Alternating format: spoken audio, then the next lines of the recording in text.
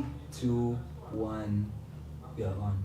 Hello there, good evening and welcome to State of the Nation on KBN TV, the finest television. Thank you so much for joining us on DSTV 279, GoTV 27 and Topstar 102, and of course on our Facebook page.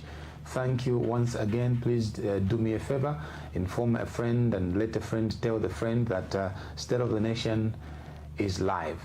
Now, in a nation where whispers are where whispers of dissatisfaction are growing louder and stronger, a Zambia where police are turning the barrels of the guns and killing innocent citizens, as was the case in Mufumbwe, in a nation where human rights abuses have become rampant as reported by the UN human rights body, in a nation where the cost of living is escalating beyond the reach of ordinary citizens, in a nation where citizens are no longer free to speak for fear of the cyber crimes laws, in a nation where we are witnessing what many have called shrinking democratic space, a nation where dissenting views are now being met with threats from political cadres, a nation where it is said there is now a meeting of minds among the three arms of government against what is believed to be the doctrine of separation of powers, in a nation where many Zambians, including you watching, are experiencing endless load shedding. Many are saying all these factors I've highlighted above have given rise to a nation in distress. And that's what we are discussing tonight. So, having said that, I could basically say that is the state of your nation tonight. With 1 year to go before the next elections in 2026, one of the 2026 presidential front runners, President KALABA of the Citizens First, joins me on State of the Nation tonight, and we put it to him, can HK turn things around, given that you, the Zambians, are saying we are a nation in distress? What can Citizens First do? What can President KALABA do? President KALABA, welcome to State of the Nation. Thank you very much, Pastor, for having me here, and good evening, our viewers, wherever you're watching us from. Pastor, it's good to be back on the State of the Nation. It is here where things are happening. It's good to have you, and I would like to say, you know, we watched the incident in Solwezi, and to see you seated here in one piece could have been a miracle, but I think the nation is very eager to hear your account of what really transpired in Solwezi on that Tuesday afternoon. Well, it was a very sad turn of events. As you know, I arrived in Solwezi early in the morning, and we had a day full of programs lined up. One of the programs that was lined up for that day was Penyekete Siko on Father Zulu, St. Stephen's Parish, because that's about the only parish in Kimasala ward. By the way, they were voting today. So as we went there with my people, with the Citizens First officials, everything went well. Had a lengthy meeting with Father Zulu and other priests were there. And Father Zulu took us around the property, and afterwards we said our byes to each other. And then we are now walking out of the parish premises to go and jump in our vehicles.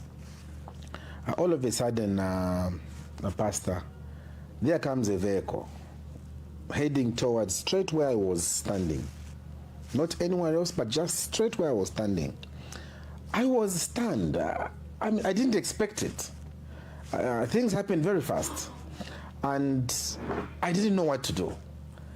My legs were heavy to move from the vehicle that was coming straight towards me, and everything just collapsed as I was watching the vehicle heading towards me. I think my security personnel realized that I was not going to move. I was going to be hit and crashed right there then. So my security guys came and just shoved me, they pushed me off the road. Fortunately, I survived, but unfortunately, the vehicle went and grazed people that were behind me. 2 women were grazed, and a child. My provincial chairperson for province, Menard Msonda, had his leg injured. And so there was just chaos, and I couldn't believe. So I got up from the floor where I was, and I couldn't understand what was really happening. I want to thank my security detail that was very alert to have saved my life that day. And when I hear people say it was just a simple RTA and KALABA is trying to make up stuff, I am a very strong person myself, Pastor. I have got no time to come here and begin making up stuff. That's not for me. That's for lesser men. I endure so much in my own life. And what I really saw was saddening. And it was sad to see that the spokesperson of the police really underplayed it, as if it was a normal thing. People were at church and people church gathering. What church gathering happens on a Tuesday in the morning? Unless there's a funeral. People are going for a funeral service. There was no funeral service at St. Stephen's. The police should have taken time to go and ask Father Zulu at St. Stephen's Parish, if I thought KALABA was making it up. The police should have taken time even to ask me. I've been in Solwezi. I only came back from Solwezi today. And the police never even took time to come and see me. I mean, the officer in charge knew where I was. Never took time to ask me what had transpired. Then they issue a statement, which I call a very careless statement the police issued, playing down things, and I've realized now how many citizens have suffered injustice at the hands of carelessness, like the one I've experienced from the police command. They should take time before they issue statements. They should not rush for partisan statements. This is a country. I was going to actually make a follow-up on this police statement. They called it a normal road traffic incident. The information that we got as a media house on the ground was that the ML white Mercedes-Benz was actually being driven or was owned or is owned by a figure linked to a named political party. I'm not sure if that is verifiable information. I don't think you shouldn't say named political party. It is the UPND. And this information came from the police. It is even the police who told us that this vehicle belongs to one of the leaders of the UPND. It is the police who told my colleagues when they took that officer to the police station. I think it was after they had said that they realized maybe this thing will have gone very viral, that now they began backtracking and beginning to cover their steps. The police is a service. The police must be an institution for everybody to feel protected. And I am a Zambian just like any other person. Even those today were in the ruling party, tomorrow they'll be in the opposition. They will be in the opposition. Do you think you were targeted? I was targeted. I have got no reason to doubt that I was not targeted, because the vehicle was hitting me. I'm only explaining this because I'm alive by God's grace. But I was targeted. Why would I begin making up stuff? Why? I saw you went to visit the woman and the child who were hit in the same incident. Yes, I'm a provincial chairman. Those were hit. Why would I make up stories? How did those people arrive at that situation? And I saw how this other media house, NBC, was trying to play it down by asking that woman as if not to the church. It is true we are coming from St. Stephen's Parish. where we had gone to pay courtesy call. The fact that you are coming from St. Stephen's Parish does not mean there was a church service there. No, there was no church service. I was having a meeting with some Catholic priests who had invited me to meet them. And from there, we were trying to walk back. Apparently, when we were inside there, Father Zulu even heard the vehicles going around for UPND, playing music around the Catholic church. And he jokingly said, I think they have known that you are here.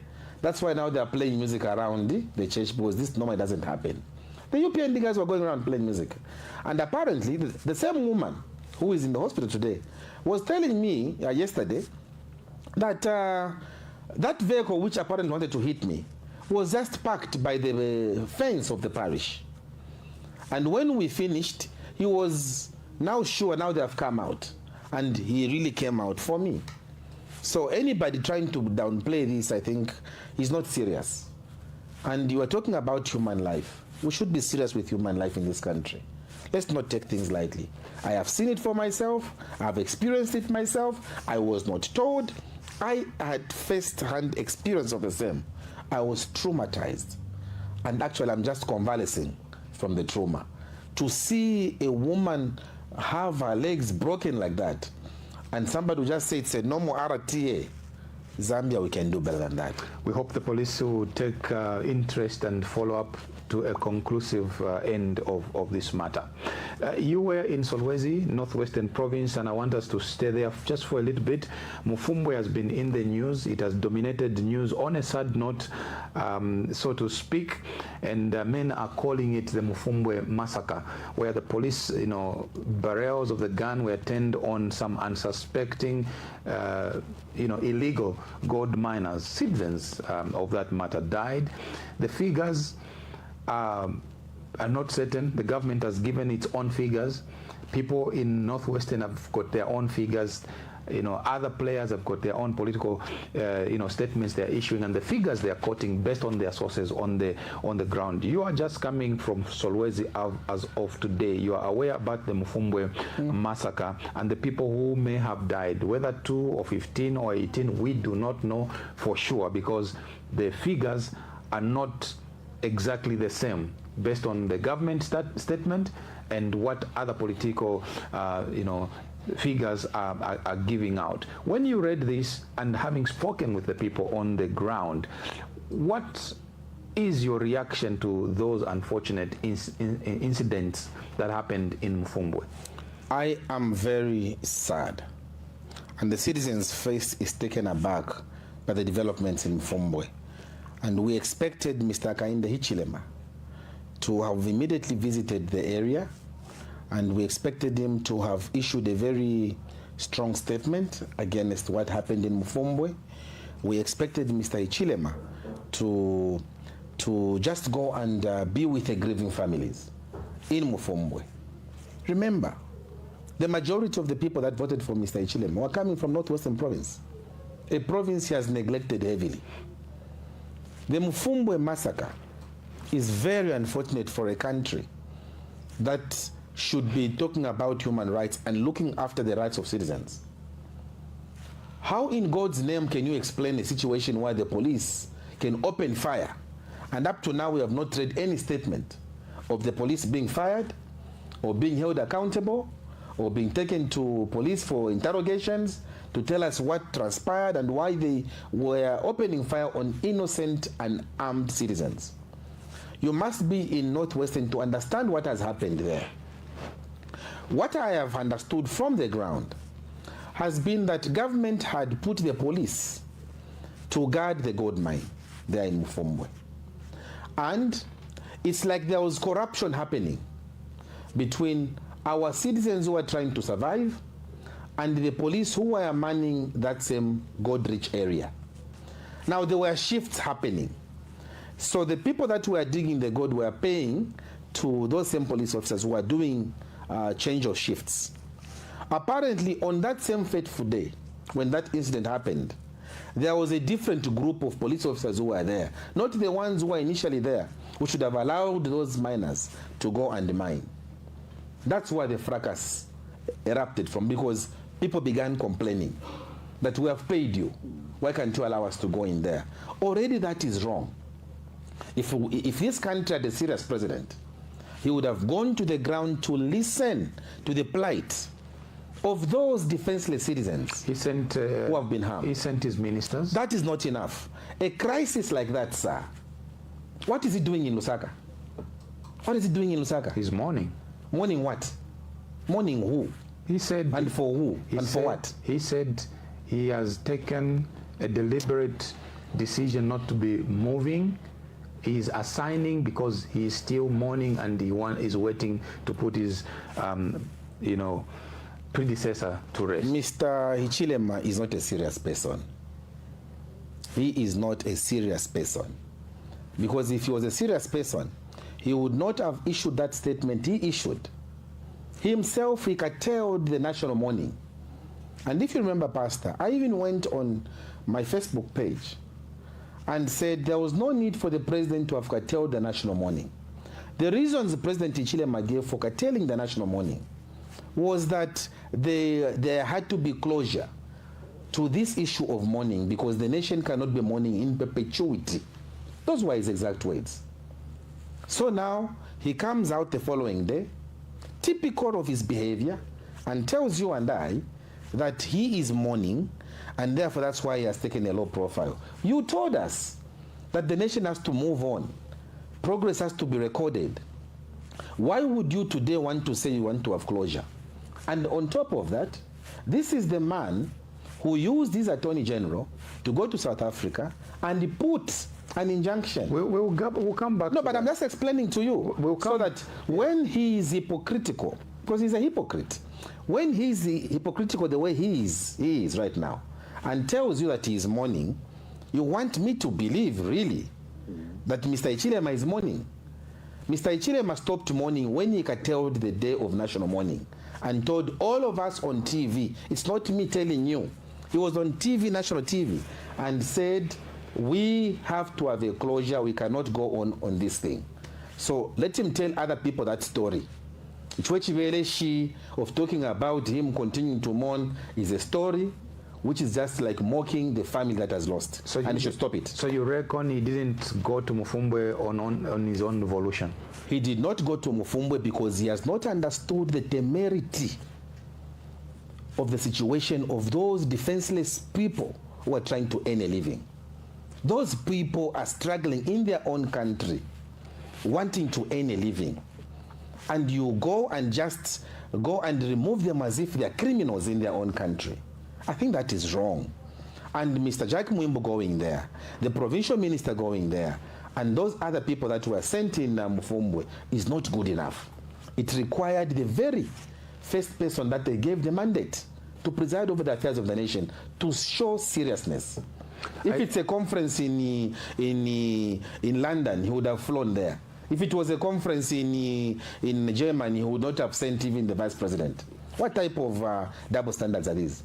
It is honestly very annoying. Well, to his defense, he was meeting the U.S. ambassador yesterday, and he mentioned about 2 international trips where he couldn't go. He assigned his ministers, citing the same reason of mourning. If he wanted to mourn President Lungu and forget about President Lungu, what Mr. Hichilema should have done is to avoid putting up an injunction, 1. Then secondly, he should not have curtailed that national mourning, 2. Then thirdly, he should not have politicized this story of saying we want to give him military honors when he comes. I gave you an example, sir. Kwame Nkrumah died in Guinea-Conakry. Guinea-Conakry, because Kwame Nkrumah was overthrown when he was visiting China. The military junta that had overthrown Kwame Nkrumah heard that Kwame Nkrumah had died. Sekou Touré, I think, was the president of Guinea-Conakry then. When he heard that the military junta wanted the body of Nkrumah so they can go and give the same military honors we are hearing about in this country, Sekou Touré said this is not going to pass because you did not like Kwame Nkrumah in his life. You did not give him the honors he required in his life. Why do you want to give him the honors? In his death, posthumously. I'm going to bury him here in Guinea Conakry. And a time will come when people who will have appreciated what he did for Ghana will come into power. Then, only then, will I release the body. Heads of state from West Africa went to Guinea Conakry to convince the president of Guinea Conakry then so that he could release the body of Kwame Nkrumah. He refused. He said Nkrumah was rejected when he was alive. Why would you want Nkrumah now in his death so that we can do the fake military honors? He refused. That situation that happened in Guinea Conakry and Ghana is not different from what is happening today in this country.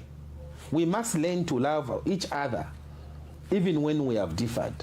And Mwanawasa, may his soul rest in peace, he showed us what true leadership is. He showed us that you can love one another even when you differ politically. We must begin celebrating diversity.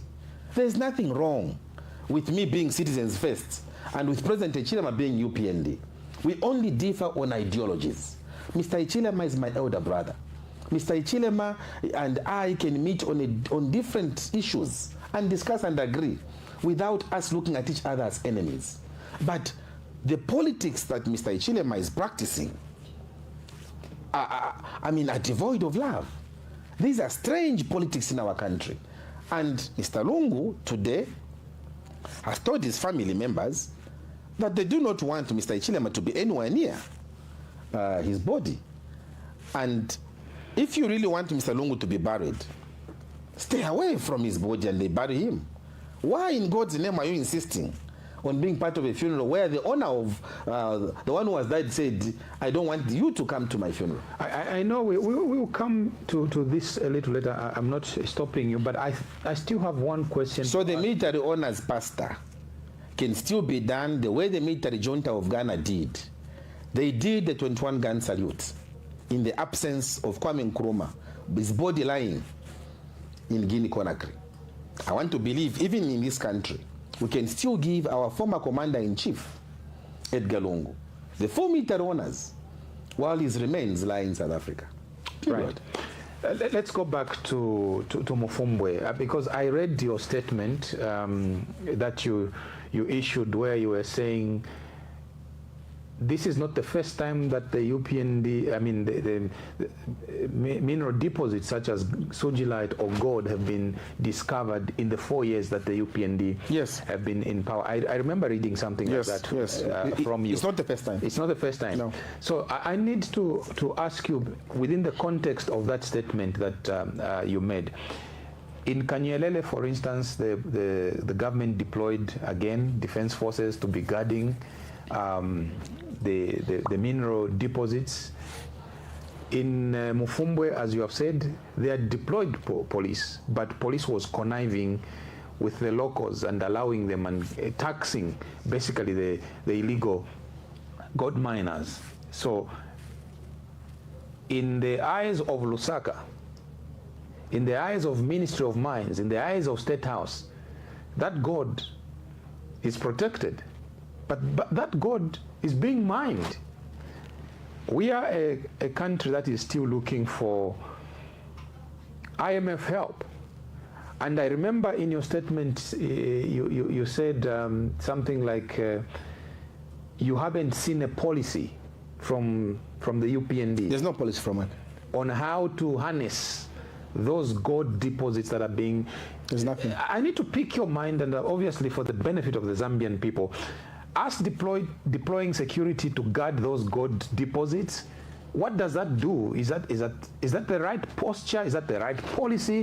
What's the end game? I know you're not UPND, but speaking as Citizens First and you want to form government next year, what would you do differently with all these gold deposits that are being discovered? First of all, what should have happened in Mufumbwe would have been that government should have given the people of Mufumbwe a grace period. They should have said, we have recognized that there is God in here, but this is our God-given wealth. We are a country that is owing the IMF and the World Bank, when ordinarily we should not. It's just because we don't have a leadership that is serious. They should have given the people even 2 months. We are giving you 2 months. Even if you gave them 6 months, they would not have exhausted that gold deposit which is there. Give them 3 months, 90 days.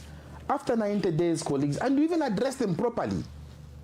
After 90 days, government needs to come in so that we can now structure these things. The way we have structured Lumwana, the way we have structured Kalumbila, the way we have structured Kansanshi, after 90 days, please wind up your business. I plead with you, wind up your business. And then we are going to work out a certain methodology where you, the locals, will still not necessarily be displaced, but to be part of the mining regime. We'll structure it in that way. That would have been a win-win situation. What I'm talking about is not alien from what happened in California years back. I think you know the story of California. Today, California is one of the biggest, if not the strongest economy in the USA. It's as a result of this same gold rush, which we are seeing in this country. But government there put up a deliberate policy. They didn't take guns because this is their land. Whether you like it or not, this is the land God has given his people. We should have found a way of accommodating those people that were massacred and ill-treated like they're criminals. This is a country where you only find pleasure in protecting outsiders. Outsiders know they are investors. Your own people, they are illegal miners. That in all sense is coming to an end when I take over power together with my colleagues in the Citizens First next year, because we need strong and affirmative leadership in this country. So government made a mistake. It was not professionally done. They should have allowed those people to mine even for 90 days or 100 days. After 100 days, then government now would have moved in. In that process, they would have been looking now for investors who should come, understanding the situation which is there. That's what happens. When people get even a large-scale mine or a small-scale mine, and you find people that have been mining there illegally, you don't go and start beating them up. No. What you do, in fact, you call them and sit there with them. Because after all, they're the ones who have discovered that there is gold there. If those people did not go to Mufumbwe there and discover that there was gold, you and I, including your elder brothers at State House, they would not have known that there is gold there in Mufumbwe. It is the locals who discovered. Just because they have done that, you need to give them credence and credibility. Right. Respect them. Right. And then work hand in hand with them to do that. I'm speaking from experience. I'm speaking in my former life when I was doing business actively. I was running a mine, and on my mining place, there were people who were there illegally who didn't have the papers. We had to sit down with them and say, look, you people have been there. How can we work together with you? We involved the village headman. We involved the chief and said, okay, it must be a win-win situation. It is me who has the papers. You people don't have the papers, but you are the ones who live around this area. Why don't you become a foreman? Why don't you become a this? Why don't you start working from that part and then you can get 10% for your, things like that. You work them out like that. Not the way it was done in Mufumbwe. What was in Mufumbwe was greed by the leadership, because there are other ulterior motives they have. They are scared that if they allowed people to be there for 90 days, the gold would diminish and their interest would also be jeopardized. Even if they were given 6 months, the gold in Mufumbwe would not have been exhausted, because they don't even have the material to exhaust the gold which is there. They don't have it. We should have respected the people, especially people who gave him a vote, overwhelmingly so. They gave him a vote, and he has not even taken time to go and say sorry, to go and even mourn with them. Shame. Let me bring you back to a topic that you sounded so passionate about. It is now over a month since the late 60th Republican president died in a foreign country, South Africa, 2 hours flight from Lusaka, and his body is yet to be put to rest because of a legal battle that has been instituted by the UPND administration regarding where he should be buried. There is an argument that he has to be given the rightful honors, the right send-off. Are we doing it the right way? That more than a month, his body is still lying in a cold refrigerator somewhere. What are your views on this? Chalo na chitipwa. Chalo na chishama. I mean, the country has faced its own challenges in terms of being cursed. How can you have your former president lying in a foreign country? Is that not a strong word? Utipwa. Since you are a Christian and the Bible says, you know, what you speak has power. No, but it is what has happened to our country. I'm not speaking what is not there. President Lungu, his body, his remains are still in the mortuary. Like you put it, it's in the fridge in Pretoria. And we don't know when he'll be put to rest. Is that how you can treat a leader? A person that looked after this country for 7 years. You gave him that mandate to run over the affairs of Zambia for 7 years. Isn't that shameful for a country? Isn't that distasteful? And we should behave and pretend here that things are okay? Because when we speak, we'll be accused of not liking the president? I think let's be reasonable and fair here. The president should, my deepest wish, Pastor, I think I was telling you before we came on this program, I was telling that my deepest wish was that President Lungu should have been buried here in Zambia. But circumstances like Kwame Nkrumah of Ghana have not allowed President Lungu to rest here. And I understand perfectly. Why? Because this is a man that was humiliated when he was alive. For your own information, Pastor, I took, on the 3rd of January, I spent about 3 hours with the former president. 3 hours, the two of us, only the two of us. He was brought in that place where we met, he was brought in by Mr. Chanda, his ADC. He can give you an account of that story, because it's a fact. And I was also taken to that place by my driver. So, technically, there were only 4 people. My driver, who is a security person of mine, as well as Mr. Chanda, the ADC to the former president, the late president, and myself and President Lungu. And the two of us stayed in that room for 3 hours. And one of the issues he was lamenting about was that he was not feeling well, and that he was hoping that he would be allowed to travel to South Africa. I think it was on the 6th or so, or 7th, when he went to South Africa. He said he did not understand, he didn't have appetite, and that he was losing weight and he didn't understand what was really happening with him. And he says it's because, you know, I have missed several sessions of review. So my doctors cannot really put a finger to it. I will need to go. And pray for me, KALABA, so that they don't stop me when I go to South Africa because I need to go for treatment. I said, is it? So this is a man that was already lamenting about this, the authorities' refusal to allow him to go and get his medical treatment. So what is wrong? That's what I was talking about Manawasa. Sata was his heaviest critic, despite everything. When Simon Miti, the then permanent secretary of health, called President Manawasa, was in a gym, told him that your brother is not feeling well. He has had, is it a cardiac arrest? And Manawasa said, whatever happens, I want that man alive. Can you evacuate him to South Africa? That is leadership par excellence. Leadership par excellence. And Zambia has got so many strengths. One of the weaknesses we have is this leadership of vengeance. When I become president as Harry KALABA, Mr. Ichilema should come pie. No. I can tell you and keep this program if you want. When God Almighty will allow me to ascend to the throne, Mr. Ichilema should not even worry about Harry KALABA following him. We need to have Mr. Ichilema there for guidance. We need to keep him well. We need his family well.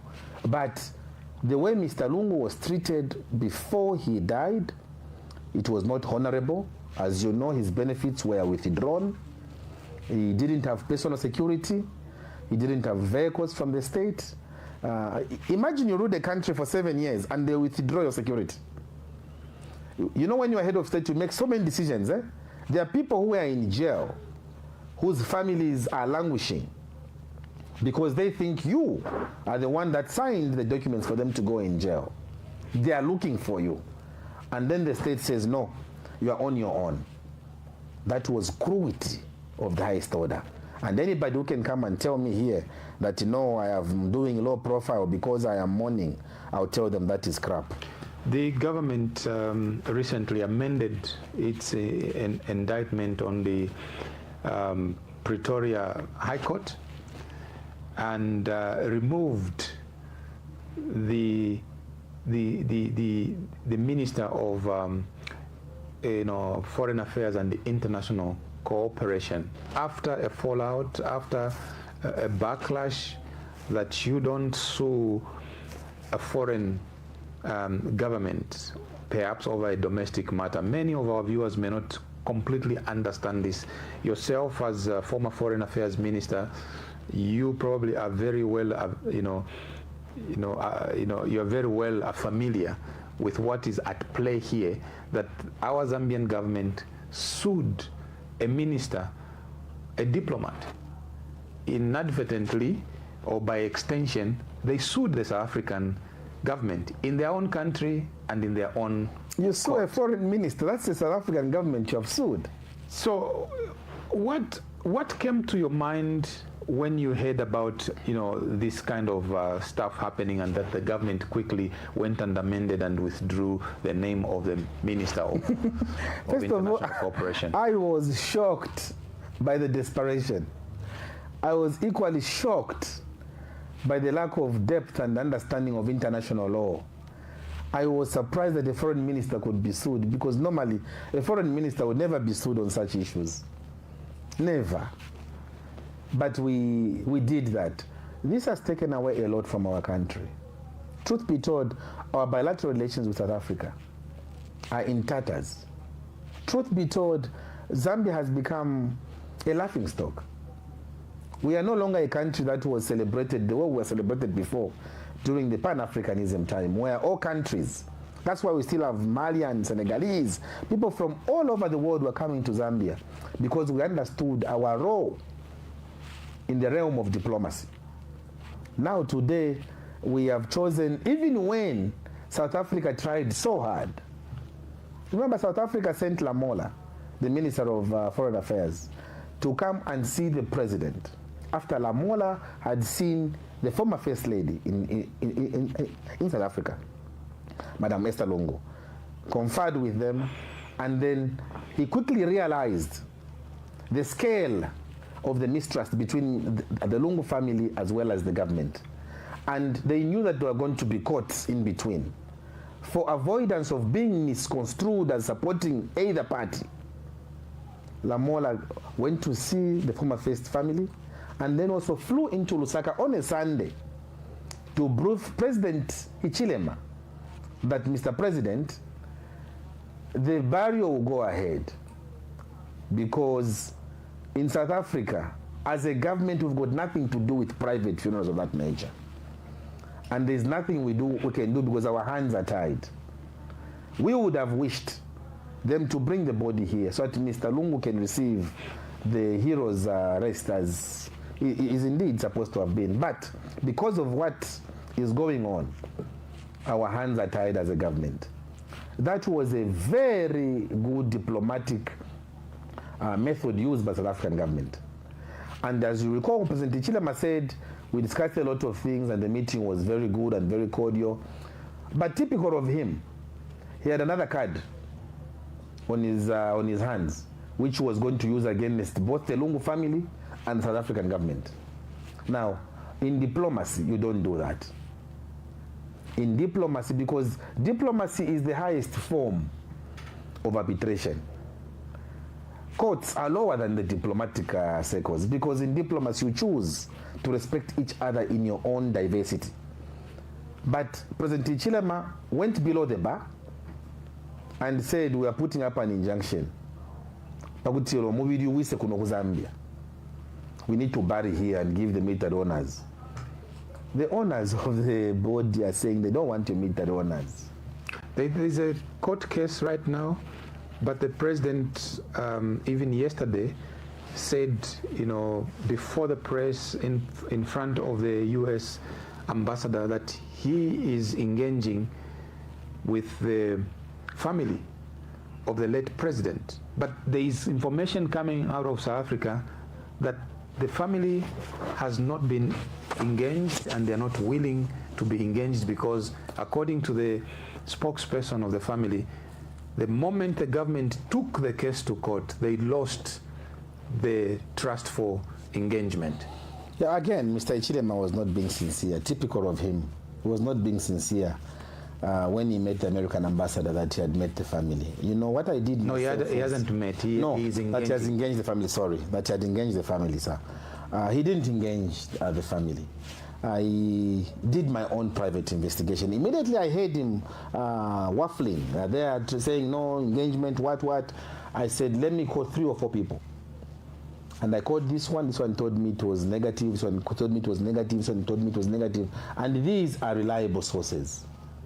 They told me we have not heard. They told me we have not received that call. They told me when. It's news to us as well. Now, I don't want to believe that those people can just feign ignorance of the discussions which he had been talking to. Who is he using for those negotiations? Who has he been talking to? So you cannot be, you cannot be just conjugating things in your head and then say them to the public and think you'll get away with them. That is dangerous. That is not right. I think let's spare the Lungu family. They are in mourning. They are in grief. And let's stop concocting lies. We are fed up. Right. Now, I need to ask you this question. Maybe a little bit uncomfortable, but I listen to you right now. You sound so hard on President Ichilema. You have called him this or that. But when I read social media, when I listen to other political commentators, they have accused you of being a surrogate of the UPND. I mean, if you are a surrogate, you must be a very good one, that here you can call him a pretender, a what, but he's perhaps the one, pushing you, fronting you. They have said he has given you more rallies because you belong to his camp. There's all of this, and I'm trying to find a balance at how you are calling him out and how other people have called you a surrogate. Maybe it's an opportunity for you to come, clean on this. You are going into an election, and you're going into an election with the mindset of voters thinking that you're supporting or you're a surrogate of President Hakainde Hichilema. I put you before the nation to perhaps speak to this issue. Pastor, I've been actually praying that maybe one day you'll ask me that same question, and I'm happy that you have asked me that question. And I'll be very brutally frank with you on that question you've asked. Because first of all, it's a very offensive allegation that has been placed. Whoever has been saying that, they must check their facts very well. Why is it offensive? It's offensive because that is very far from the truth. Me, I'm Harry KALABA. Me, I'm a man of my word. I don't say this and do the other thing. That's not me. I cannot praise myself, but I think, yes, I'm bound by human frailty. But I try to be a leader worth his salt. You might wish to know, Pastor, and you will forgive me. I will have to mention some names in this thing because they're still there. In 2021 actually, I know that OSIDA is a very reputable organization in this country. OSIDA came, approached me that I should work with Mr. Ichilema. And I politely told OSIDA I will not work with Mr. Ichilema not because I don't love him, but just because Mr. Ichilema has no experience of governance, I said. And I think I don't want to be part of the people that might make a mistake of choosing a leader because of euphoria. That's what I told Mr. Temba that time, and Bishop Pundu, and my very good friend, that was Cedar Group. They invited me for a meeting. And even if you tell the Cedar, I'm sure they're listening to me, they'll tell you this is a fact. They called me for a meeting. To work with him in what capacity? To work with him as one of those that can either be his running mate or what. So I said, no, I'm not available for that responsibility. They still went ahead and invited me for a meeting where they had invited, I found Mr. Mutati there. Mr. Mutati is still working with them. And other fellows were seated there. I think even my brother KBF was there. And I asked them, what is this meeting all about? And they told me that meeting was about supporting HH. And I said, no, sir. I told you last time that I'm not going to support Mr. Kainde Ichilema. That was in 2021? That was 2021, somewhere around March there. I am not supporting Mr. Kainde Ichilema. For me, please, no. This man cannot govern because this man does not have the requisite materials to govern a country. I further on went to say, even in poverty, there is dignity. If he wants to win, let him win, not without me. Earlier on than that, had a meeting myself, Gary Nkombo and Mr. Kainde Ichilema at Gary Nkombo's house. The three of you? The three of us at Gary Nkombo's residence. Mr. Ichilema, Gary Nkombo, and myself. And? Where they were asking me to join the UPND, even with the possibility of being Mr. Ichilema's vice president. And I told them again in that meeting, what were the three of us? I said, thank you for the respect you have given me, but I am not available for that role. I don't want, Mr. Ichilema said, don't you know that I'm going to be president, I'm going to win the elections? I said, in fact, my research is showing me that most likely you will win the elections, but I would rather you win without me. I would be happy losing on my own than winning with him. You told Mr. Hakainde Ichilema that? Yes, I told him, Mr. Ichilema that. I told him that. Mr. Ichilema sent a cousin of mine who was very close to him with his pastor from the New Apostolic Church. They came to see me and said, Mr. Ichilema says he wants to work with you badly. We want to put a core here. And I said, that is not happening. Don't even waste your airtime. I am not working with Mr. Ichilema. Not because I hate him, but because deeply within me, I know that this man is not capable of being head of state of a country, let alone Zambia. Because being like he has become head of state now. Just look at the blunders.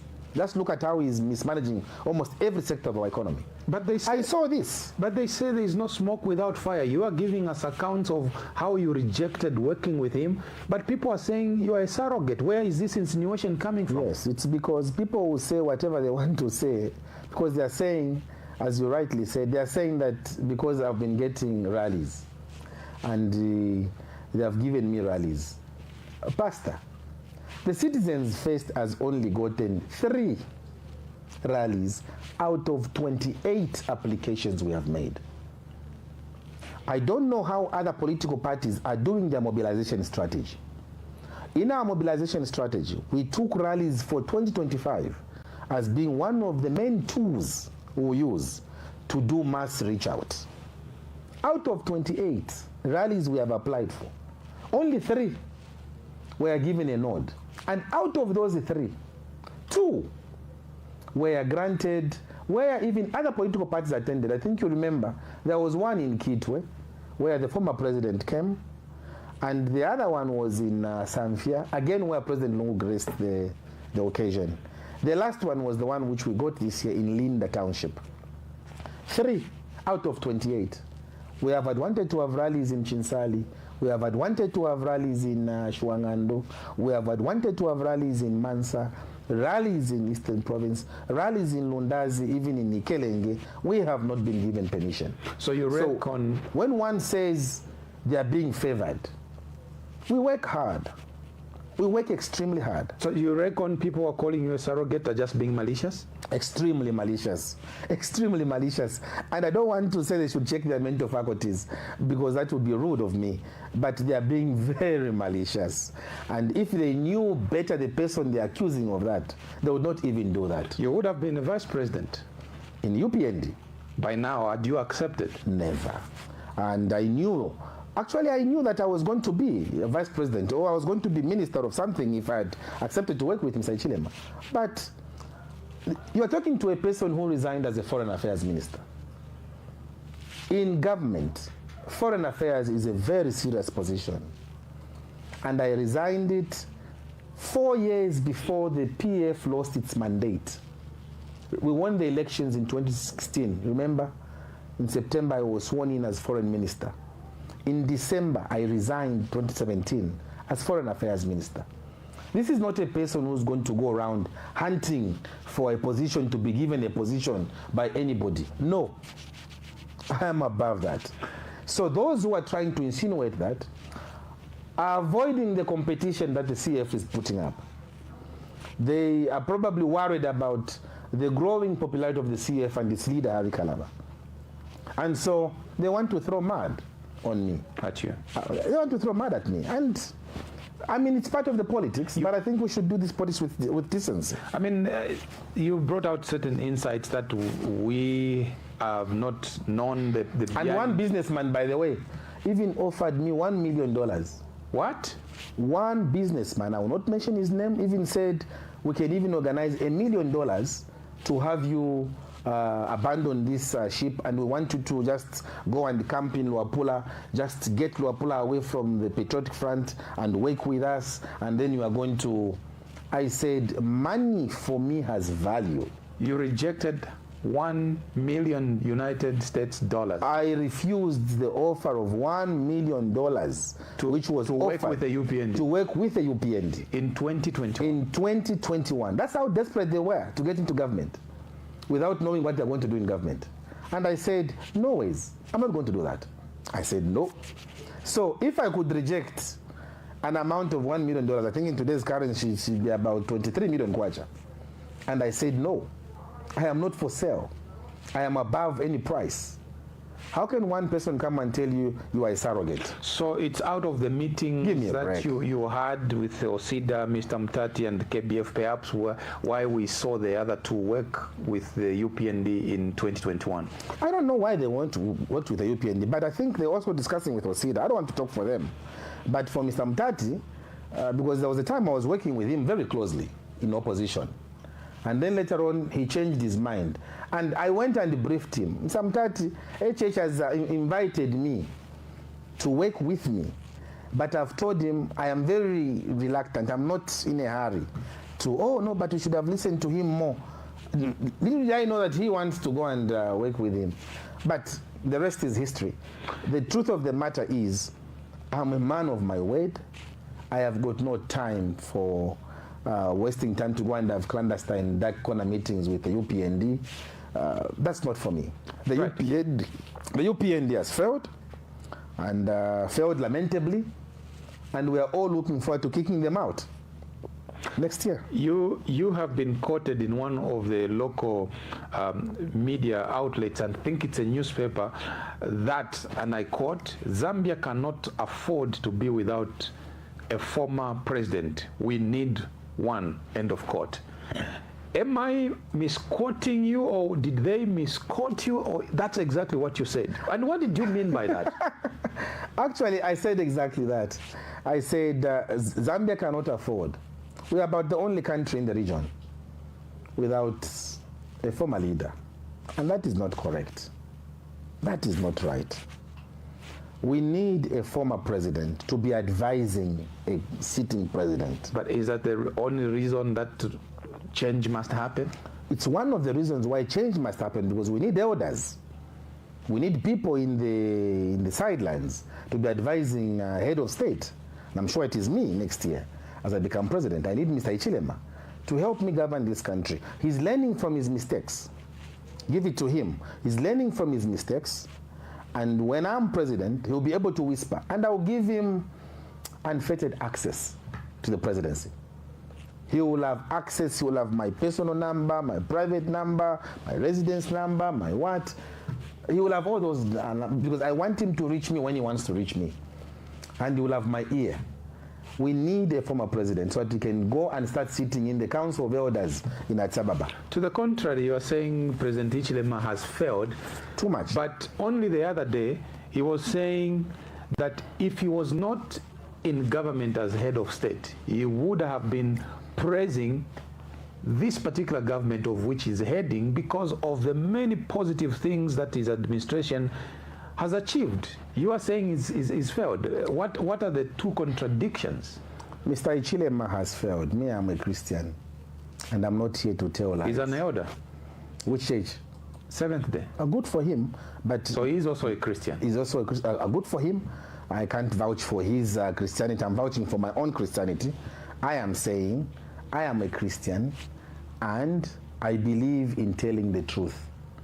Mr. Ichilema is saying if he was not part of that government, he would be praising it for doing what? He would be praising it for letting a former head of state almost 2 months be in a fridge in South Africa. He would be praising it for having innocent victims, innocent citizens being shot at in Mufumbwe for wanting to earn a living. He would be praised for failing to work on the Mutanda, on the Mutanda Chavuma Road. He would be praised for failing to do them in Ilunga Road. He would be praised for getting all the copper out of Northwestern Province. And yet Northwestern Province remains a shadow of itself. Look at the township roads. If there is a town that has got bad township roads, even its airport, it's Northwestern Province. Nothing to talk about. But I assured them when I was there that don't worry, I'm coming. Where I come from in Mansa, we say, Chivinda Abamba, no kwakanya kuineakanye. There must be a portion of the resources that we're getting from there maintained in that place, not what we are seeing. Mr. Ichilema would have praised this government for insulting a Catholic bishop and calling a Catholic bishops, calling them as Lucifer. That's what he would be praised for. He would be praised for allowing to kill India in a refinery. And now you are getting direct crude, direct petrol into the country. Please, this government must be serious. And just him talking like that is very offensive because people are suffering in this country. I don't know what statistics you are reading, but the Minister of Finance and the President, they seem to be speaking the same language with regards to the growth in the economy. You know, growth of 4% and the projected 6%. You are saying it's totally a fabrication. I don't care about those statistics you are giving me, Pastor, whether the growth trajectory is going to be 10%. Those are macroeconomics, which don't mean nothing when it comes to the ordinary living of the people. As Father Salangeta would say, people are talking about eating every day. How many people are eating every day? Here we are. You are using a genset tonight here in KBN. And Zambia has continued to export power. That's what we can say, Kwenyu. You're not even ashamed of saying Kwenyu. When we are experiencing unprecedented load shedding, this country has never experienced. When you have a company which is buying electricity from Zesco and selling on behalf of Zesco, and you are saying Kwenyu, I think let's be serious. Let's be serious. People are living in darkness, maybe because you, KBN, you can afford to have a generator. How many Zambians are affording to have a generator to run their barber shops, to run their tubantembas? How many? Amasaluni abantu bali isala. Abantu bali isala ama welding machines bali fisala because there is no electricity, or they are working in the night delaying into Shama customers, Babu. And we should sit here, congregate here, to be saying, Kwenyu, no, he has said he has done this. All that is telling you the president does not know whether he's coming or going. I mean, given the whispers of dissatisfaction and based on what you have said regarding the non-performance of the UPND administration, there's just about 12 months to go next month to an election. With the insight that you have given, that you rejected even cash offers for you to become vice president, do you think that the president perhaps is taking you as a serious contender? Is he scared of you? Whether the president is taking me as a serious contender or is not taking me as a serious contender, because, by the way, I've heard a lot of chaff from his praise singers, and some are trying very hard for me to mention their names. So they're now putting KALABA on their lips every time. I'll not give them the honor of mentioning their names because my major competitor is not them. I am focused on Mr. Ichilema because it is that position he's sitting on. That's the position I'm aiming for. So it is him I'm going to talk to. And whether he takes me serious or he doesn't take me serious, that's not my problem. For me, I can hear in Solwezi that the people of Northwestern are taking me serious. I can hear when I go to Mpika that the people of Mpika are taking me serious. I can hear in Lusaka when I walk around that the people of Lusaka are taking me serious. I can hear it on the Copper Belt that are taking me serious. Those are the ones that matter, not a competitor. And if you say you want to talk to him, what would you say to President Ichilema given an opportunity for a one-on-one if he is the one that you are aiming for? I'll tell the president, with due respect, sir, you've done well to go where you are. You've managed to be president. It's not an easy feat. Congratulations to you. But, sir, the shoe that you are wearing is heavy for you. That's oversized. That is my size, which you are wearing. Give it to me and I show you how it should be done. Well, we show you how love can grow. We show you how reconciliation in a country should happen. And we show you how empowering citizens looks like. They say power is not taken, is not given. You are saying, sir, give it to me. He will not give it to you. He has said he has glued himself to that seat. How will you take it? Again, you see, there are presidents that were before Mr. Ichilema. There was Kenneth Kaunda, impeccable leader by all standards. Dr. Kaunda, when the time came to leave, he left because what Mr. Ichilema has is not power. What he has is authority. Power is with the people in Solwezi, is with the people in Mfumbwe, it is with the people in Mpika, Kasama, and Malole. He has the authority because the Zambian people gave him power, which he has now converted to authority. That's how he can appoint this one, do that and that. No matter how powerful he feels he is only as powerful as the people who put him there. And they're being shot at in Mfumbwe. The price of milling meal is high. The price of fuel is high. The load shedding is so excruciating. 16 hours of load shedding. The people are feeling the pinch. They are withdrawing that power and you'll have no authority anymore. And once they withdraw it, it is not him who can give me. I don't even need him to give me. It is the people. That's why I'm going into all these places. That's why CF is going all over the country, because we want to get the power.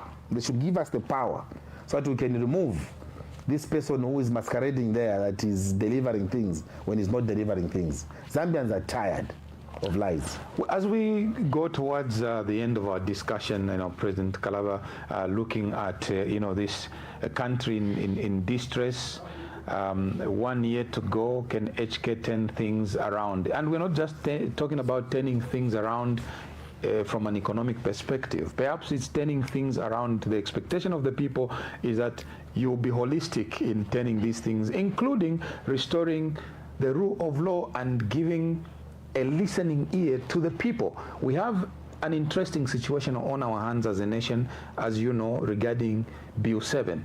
The president deferred it. The Constitutional Court ruled it unconstitutional.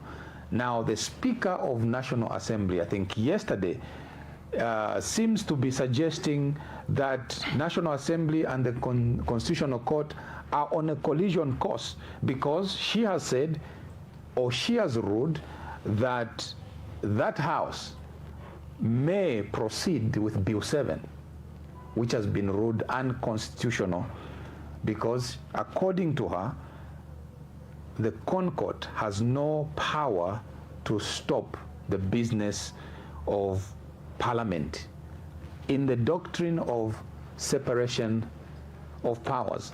I'd like for you to speak to that, and as you do, you recall that the Speaker has refused to recognize the place of the courts. Yet, when the 9 PF MPs sued and were reinstated, she absorbed them. How different is this, that one ruling of the court she would obey, the next ruling of the court she says they've got no power to stop our business? Yeah, and it's ironical. I'm not too sure if the two are related, but no, I think they relate so much. They speak to one another.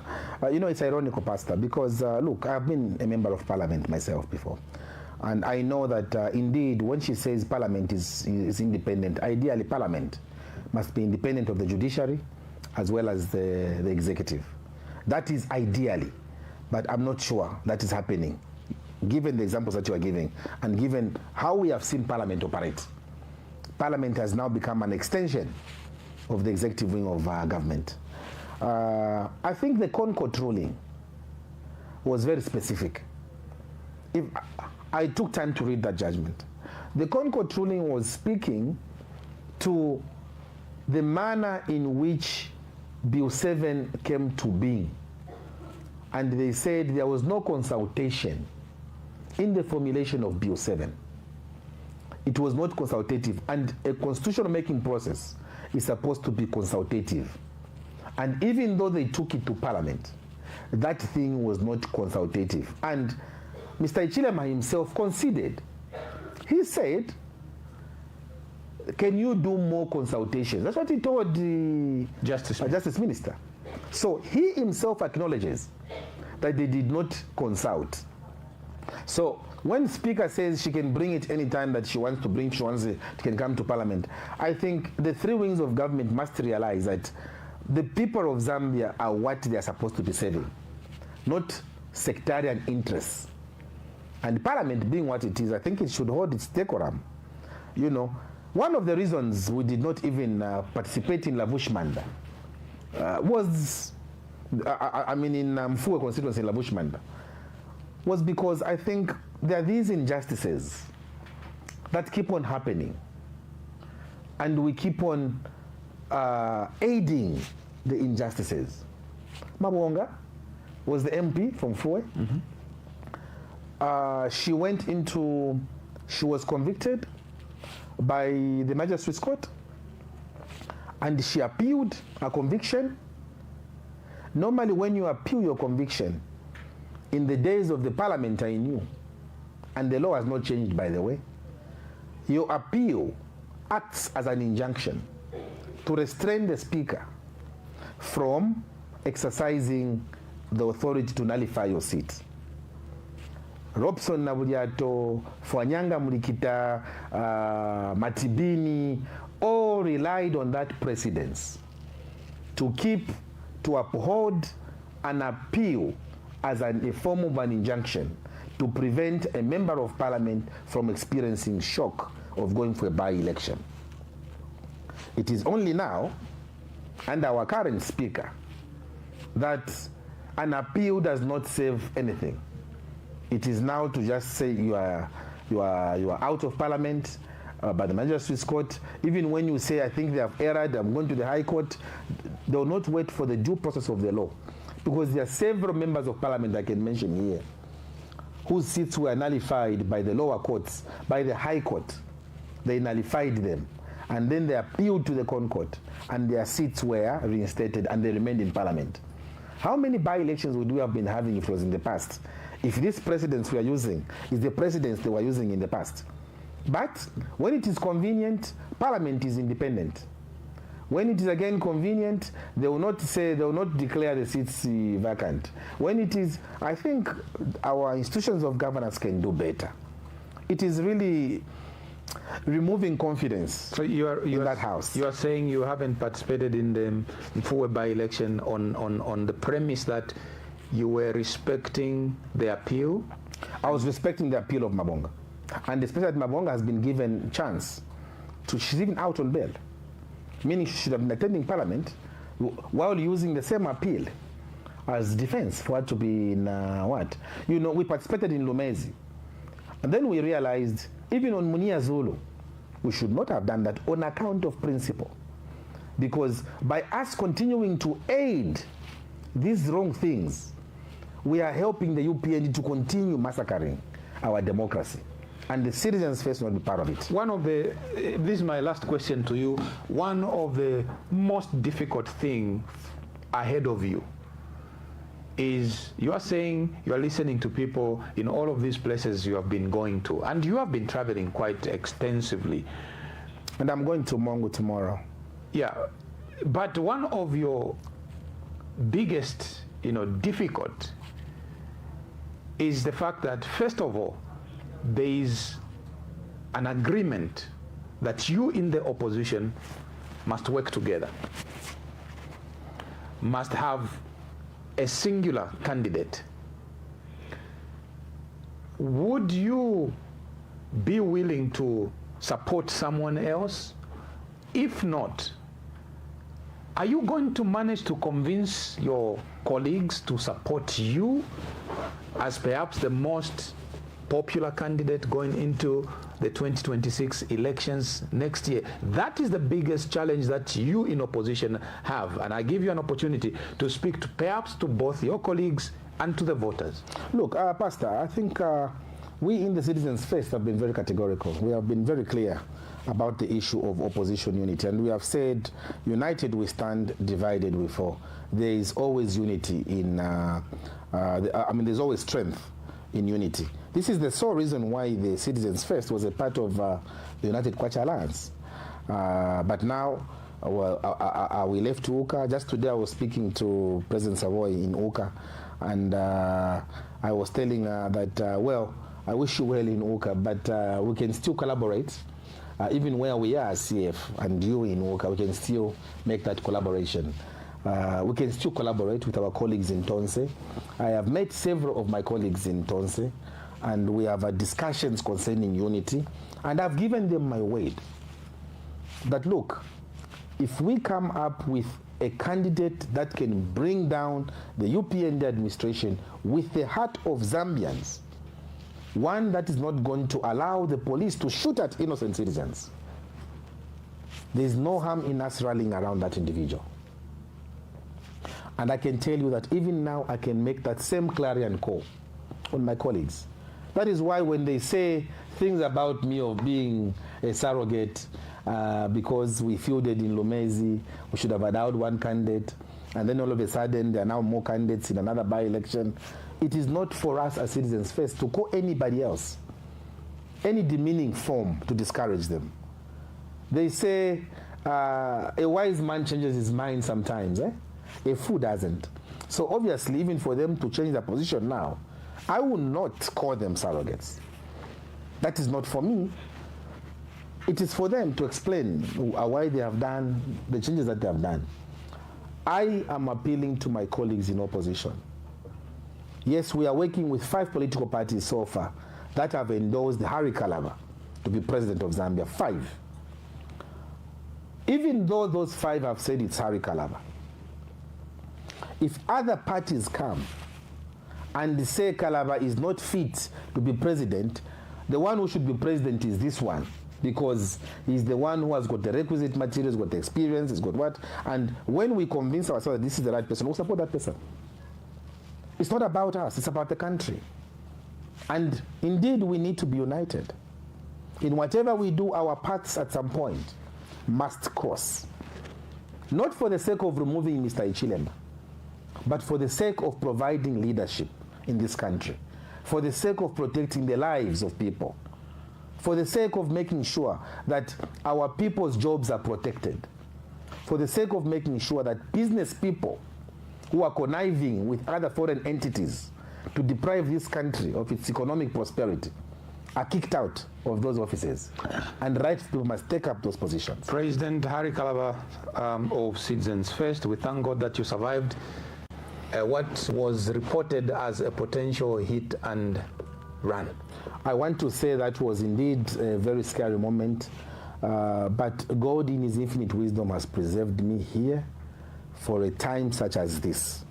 And that is not going to scare me. That is not going to dissuade me from doing that which I think is right for Zambian people. We are going to do this without fear of anybody. Thank you for coming. So that's State of the Nation for you. My guest has been Mr. Harry Kalaba, President of Citizens First. We've been looking at the topic, a country in distress. 1 year to go. Can Harry Kalaba turn things around? Until next time, my name is Kenneth Mambo. The Lord keep you and bless you. Bye-bye.